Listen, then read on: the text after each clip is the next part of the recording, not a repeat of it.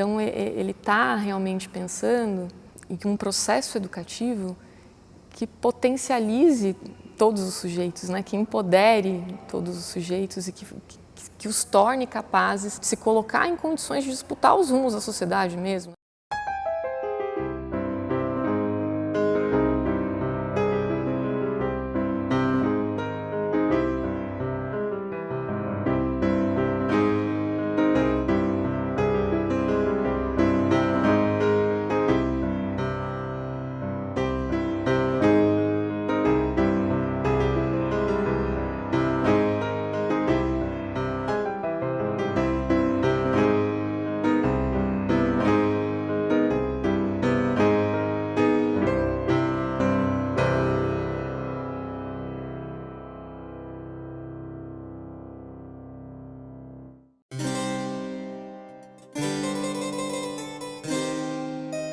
O Antônio Gramsci foi um italiano, né, nasceu em Ales, no interior da Sardenha, em 22 de janeiro de 1891 e faleceu no dia 27 de abril de 1937 em Roma. Ele só viveu 46 anos e desses 46 anos, 11 anos foi preso nos cárceres aí do Mussolini, na ocasião com a ascensão fascista. Os últimos 2 anos ele passou em clínicas penitenciárias, já numa condição bastante debilitada de saúde, condição essa que ele, de uma certa forma, carregou durante a vida toda, né? Ele sempre teve uma saúde frágil.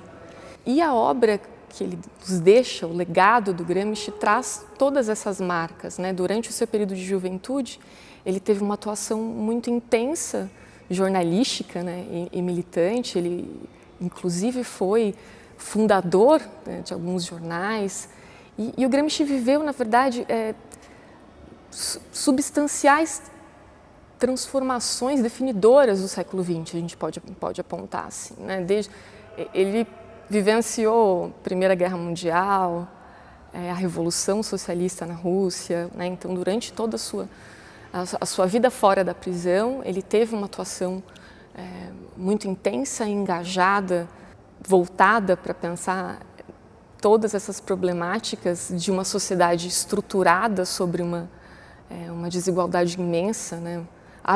Uma sociedade absurdamente excludente, e era contra essa sociedade, pensando um outro projeto de sociedade calcada sobre outras bases, que ele vai se dedicar a vida inteira. Na ocasião da prisão do Gramsci, da condenação, né? Foi dito de que seria importante fazer aquele cérebro parar de pensar por 20 anos, né? Era necessário fazer isso. Feito esse que não foi, felizmente não foi alcançado.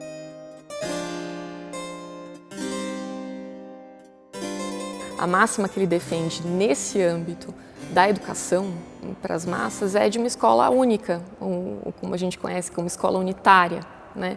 E o que seria isso, né? É uma escola que não tenha nenhum tipo de distinção entre a formação que vai ser oferecida para os mais desfavorecidos, para a classe trabalhadora, e a formação para as classes mais privilegiadas, para quem está no comando. Ele tenta romper com uma fratura histórica que nos acompanha ainda hoje, de um caráter dual da escola, de que para determinadas classes basta uma capacitação e que para outras, né, a gente pode pensar uma formação mais ampla, né? Então ele vai defender que a escola precisa ter uma formação humanística, ampla, integral, que modere a capacidade tanto de trabalho intelectual, técnico quanto manual, e que tenha o trabalho enquanto princípio educativo. Mas quando ele fala sobre isso, ele não está dizendo um emprego, tanto que ele traz uma crítica muito forte às escolas profissionalizantes que estavam, da época, né? Principalmente quando ele vai desenvolver essas reflexões, tinha acontecido uma reforma educacional na Itália, conhecida como a Reforma Gentili, que leva o nome do seu protagonista e expoente, que foi, na ocasião, dita como considerada a reforma mais fascista, né? O que a reforma educacional fascista faz é diminuir ainda mais o conteúdo que a classe trabalhadora teria acesso na escola.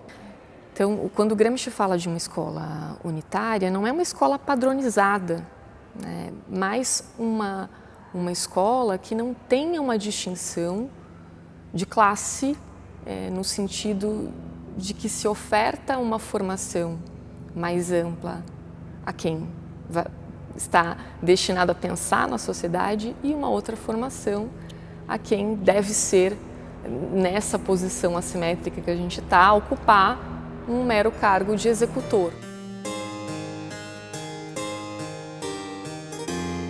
Ele faz isso o tempo todo nas reflexões dele, né? Ele rompe com algumas dicotomias. Então, a gente está pensando, ele está pensando uma educação para a emancipação humana. O que não quer dizer que ela não exija disciplina, que a autoridade não tenha espaço. Ele vê com muita ressalva algumas concepções libertárias, algumas experiências libertárias de educação, né? E no que nos faz pensar, tem experiências muito significativas, mas que só podem acontecer em um contexto muito restrito, elitista, inclusive de condições. E se a gente está preocupado com uma formação integral do sujeito, se a gente está realmente preocupado com a emancipação das massas, a gente tem que pensar em políticas públicas, né? Não dá para defender como um ideal de educação experiências que, por mais exitosas que se tenham em alguns exemplos, elas não podem ser alargadas para o conjunto da população, né? Por isso que ele vai dizer que essa escola única ela tem que ser gratuita, ela tem que ser laica, ela tem que, de fato, reunir, ter essa preocupação integral. E, nesse sentido, a disciplina tem um lugar muito importante, porque não é possível entender que a gente vai conseguir essa formação ampla e séria sem nenhum empenho, sem nenhum esforço.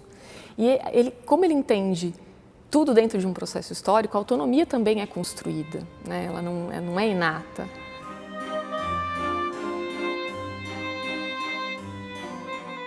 De uma maneira sintética, a gente poderia entender que uma marca forte no pensamento do Gramsci é o historicismo absoluto com que ele enxerga, com que ele olha para o mundo, né? Portanto, ele vai entender que nem o ser humano é um sujeito que está dado, ele se faz na relação com o outro, nesse processo histórico, ele está em constante formação.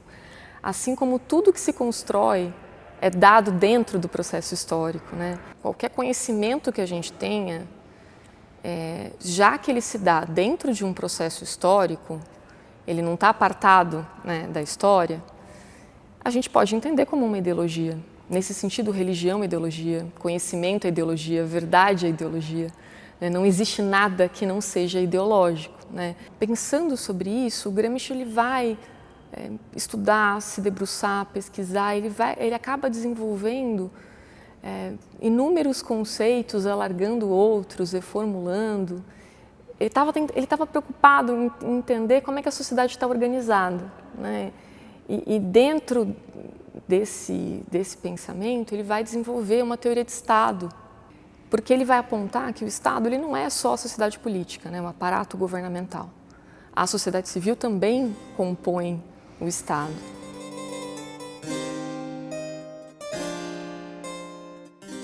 A obra mais conhecida do Gramsci, que não é um livro, na verdade, é uma compilação dos escritos que ele foi desenvolvendo na prisão em cadernos escolares, né? Então eram notas de leitura, eram notas de estudo, era uma pesquisa basicamente, né? Essa obra conhecida hoje como os Cadernos do Cárcere, nós temos disponível hoje para o grande público 29 dos 33 cadernos que ele escreveu. De uma maneira mais focada, o caderno 12, que é o caderno que ele vai falar sobre os intelectuais, é nesse caderno também que ele vai refletir sobre a organização da escola, que fala sobre a escola única, a escola unitária. O Gramsci contribui para a gente romper com essa ideia falaciosa de que é possível existir uma neutralidade, né? Uma neutralidade seja em que campo for, né? Se o objetivo é formar sujeitos capazes, né, que tenham uma autonomia intelectual, que consigam atuar na sociedade em condições, inclusive, de disputar os seus rumos, né, a gente tem que pensar uma formação que traga que seja o mais ampla possível.